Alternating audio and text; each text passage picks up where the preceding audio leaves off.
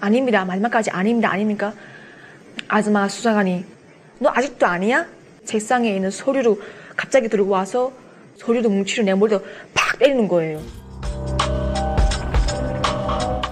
무서워, 두려워, 공포. 내가 나와서 허위준수 해야만이 내가 살 길이다. 그런 생각했거든요. USB 전달해 준 적도 없다.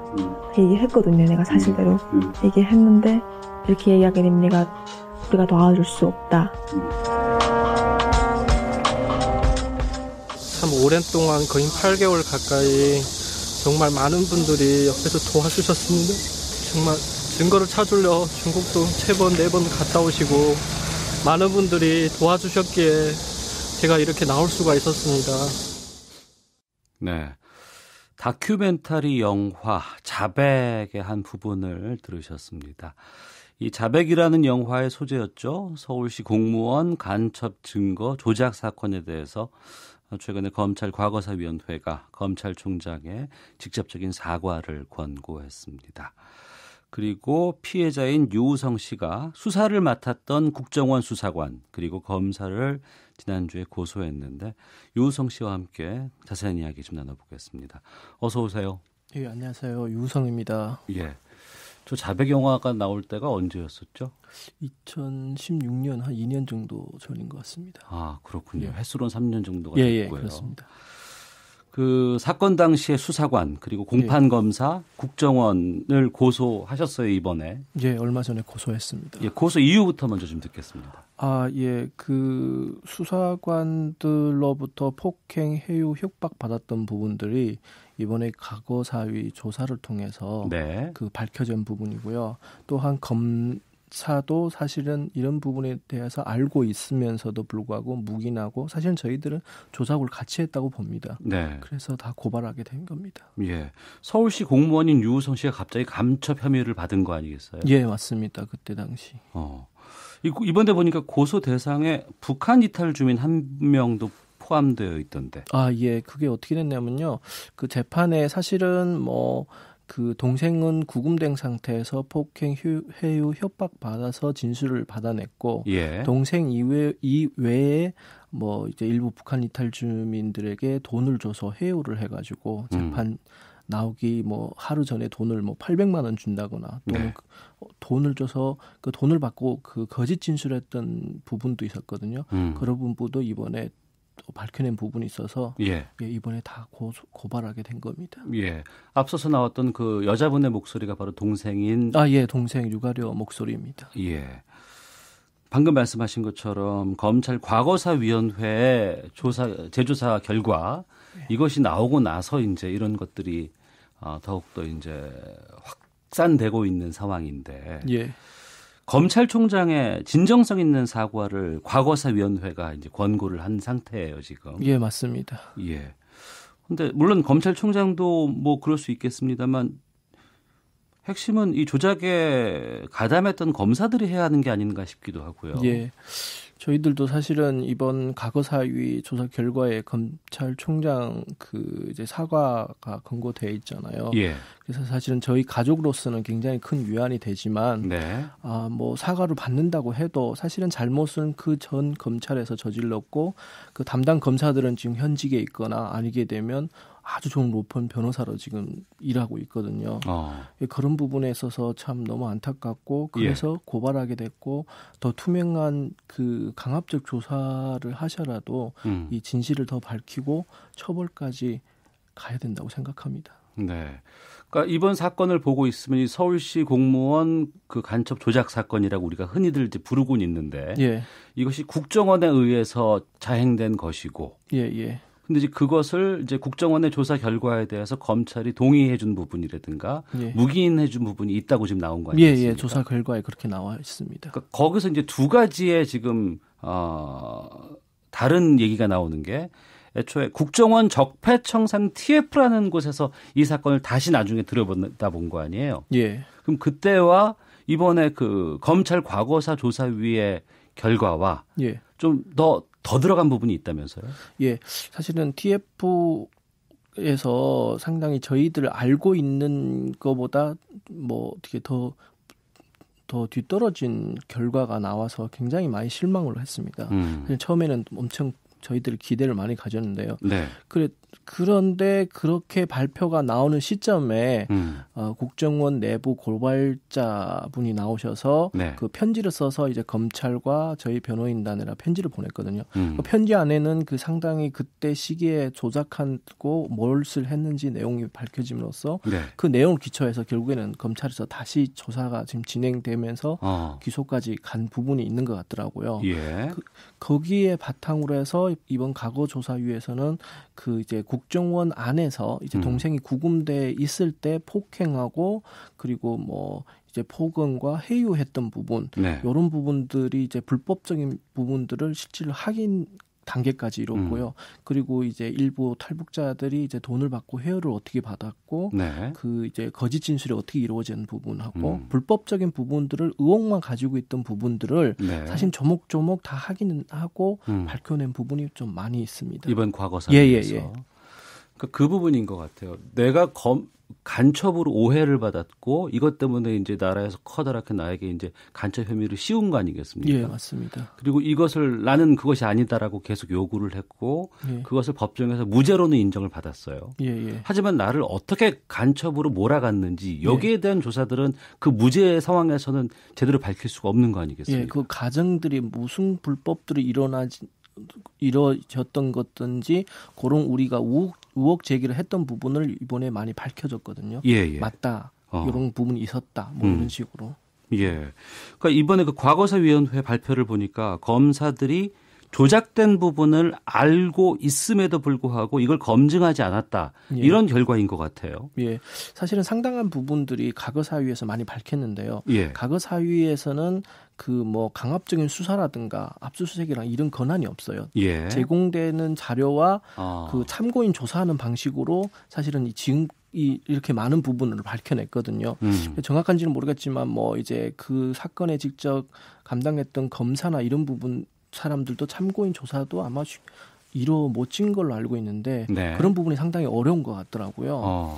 그런 부분에 있어서 이번에 저희들 고발함으로써 이렇게 아직 밝혀내지 못한 부분들을 좀 밝혀내기를 바라는 의미에서 고발하게 됐습니다. 구체적으로 더 이건 좀 내가 알아봤으면 좋겠다. 확인했으면 좋겠다라는 부분은 어떤 걸 말씀하실까요? 검사가 저희들 조사할 때, 특히 저 동생을 이제 그 추가로 이제 조사할 때 분명 이 사건에 대해서 어느 정도 알고 동생도 사건에서는 같은 그 간첩이거든요. 어떻게 보게 되면 동생이랑 오빠랑 같이 그 어떤 정보를 북한에 넘겼는데 오빠는 피해자고 동생은 참고인이고 어떻게 보면 동생이 어떤 행실을 더 많이 했는데도 불구하고 검찰에서 그런 부분에서 동생을 참고인으로 왜냐하면 변호사를 못 만나게 만들려고 처음부터 계속 막아왔거든요.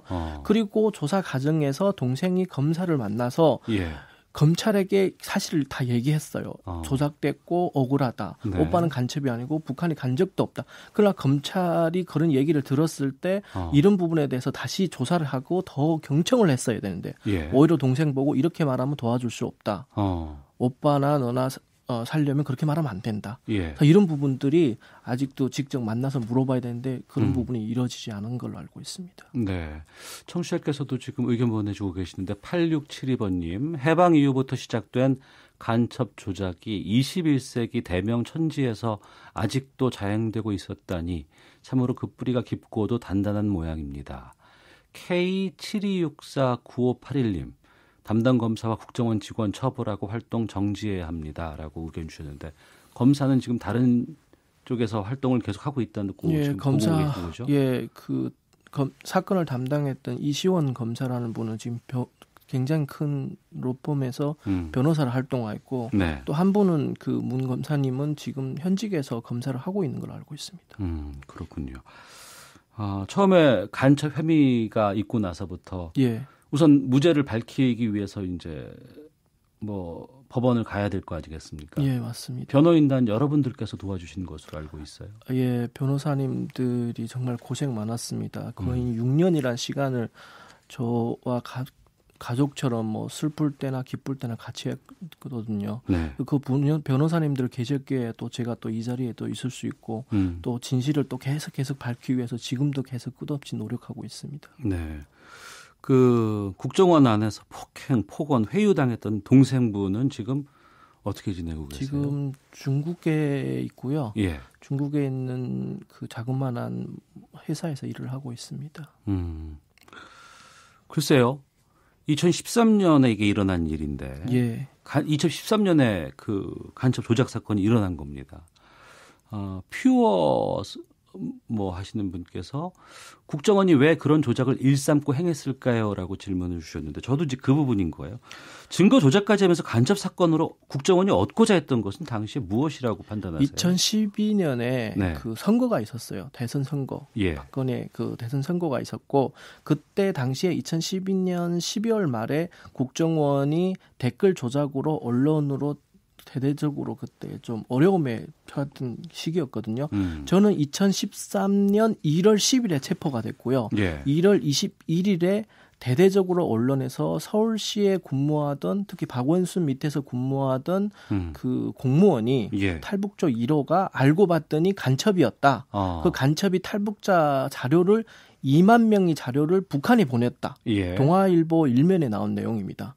사실은 뭐 저와 조사 내용하고 전혀 동떨어진 맞지도 않은 내용인데 네. 그 뭐 제가 기소된 거는 200 몇 명 여분 뭐 이런 식으로 돼 있는데 기사는 막 2만 명 막 이런 식으로 나갔거든요. 그래서 그 당시에 사실은 막 댓글 조작으로 인해서 사회가 시끄러웠는데 서울시 공무원 간첩으로 인해서 다 덮였던 시기였습니다. 서울시 공무원이 간첩 활동을 했다. 예. 헌데 시장은 박원순 시장이었다. 예. 2013년. 그래서 그때 당시 박원순 시장님도 뭐 극우 단체로부터 좀 곤혹을 많이 치렀다고 들었습니다. 예. 그동안 있었던 간첩 조작 여러 사건들을 다 통칭해서 이제 말씀을 하시면서 피해자는 있고 가해자는 없다라는 말씀을 하셨거든요. 예. 이게 어떤 의미입니까? 그동안에 사실은 간첩 조작으로 입었던 피해자분들이 저처럼 간첩이 조작되면서 사건이면서 이렇게 밝혀진 사례는 단 한 사례도 없었습니다.